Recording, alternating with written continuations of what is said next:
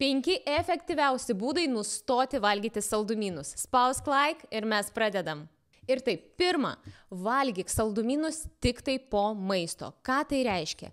Kai tu esi pavalgius, kai tu esi prisisotinus, tu žinai, kad tu suvalgysi mažiau, kad tu nenorėsi suvalgyti didesnį kiekį saldumynų. Tu norėsi šiek tiek paskanauti ir tau bus to visiškai gana. Čia tas pats, kas eiti į parduotuvę alkanai. Tu žinai, jeigu tu esi alkana ir eini į parduotuvę, tu prisipirksi tiek produktų, kurių tau iš tikrųjų nereikia. Bet jeigu tu esi soti, tu eini ir perki tik tai, ko tau iš tikrųjų reikia. Tad pirmą prisimink, valgyk saldumynus tik po maisto. Antra, tai yra alternatyvos ir saldumynų mažinimas polaipsniui. Jeigu tu nusprendei keisti savo gyvenimą, tai nereiškia, kad tu turi pulti į kraštutinumus ir staiga visiškai pakeisti savo įpročius. Pradėk mažinti saldumynų kiekį palaipsniui. Jeigu tu įprastai geri kavą ir dedi 3 arbatinius šaukštelius cukraus, pradėk dėti 2 šaukštelius.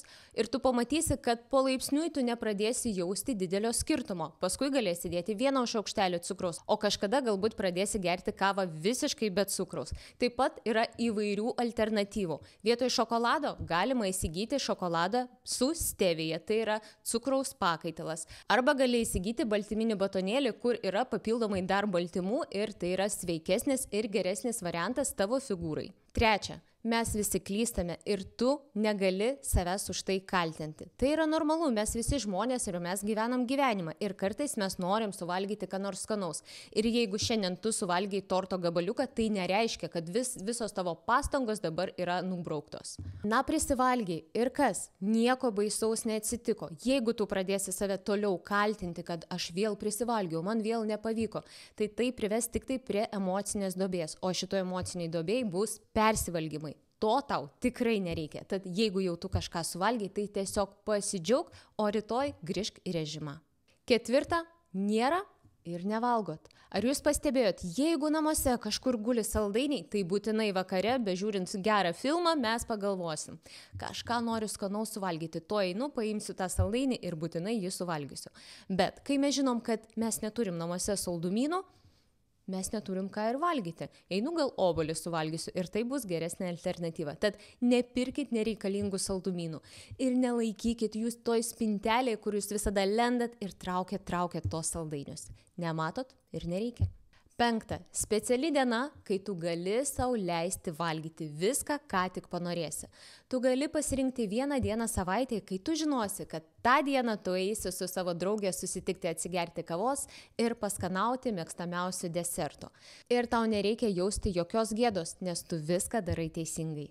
Ir 6. bonus tau. Visada kokybė yra geriau už kiekybę. Ar tu pastebėjai, jeigu tu eini į kokį nors prabangų restoraną ir suvalgai prabangų desertą, kuris kainuoja daugiau, tu labiau prisivalgai jo. Jo, jis yra mažesnis, atrodo atneša ir galvoju, kaip aš čia nuo jo prisivalgiusiu. Bet jį suvalgius, tu jauties visiškai kitaip, nes jame yra naudojami geri ir kokybiški ingredientai, o ne tie, kurie dažniausiai papuola ant parduotuvių lentynos. Arba tu visada gali pasigaminti namuose pati iš aiškių tau ingredientų. Ir tai bus daug skaniau ir daug sveikiau. Jeigu tu nežinai, kaip ir nuo ko pradėti, aš kviečiu tave prisijungti prie mano projekto, kur mes kartu su mano merginomis keičiam savo įpročius. Mes sportuojam namų sąlygom vos 15-20 minučių į dieną. Mes gaminam pagal skanius, greitus ir, kas yra svarbu, sveikus receptus. Mes vadovaujamės subalansuotų mitybos planu. Jokių kraštutinumų, jokių dietų. Maistas tinka visai šeimai, tinka kiekvienai. Mieloji, aš kviečiu tave prisijungti prie mano projekto. Asmeniškai tau dovanoja 25% nuolaidą su kodu NAUJA25. Spausk app.lt ir prisijung prie mūsų. Aš jau padėjau tūkstančiams moterų. Galiu padėti ir tau. Nedvejok ir prisijung prie manęs dabar.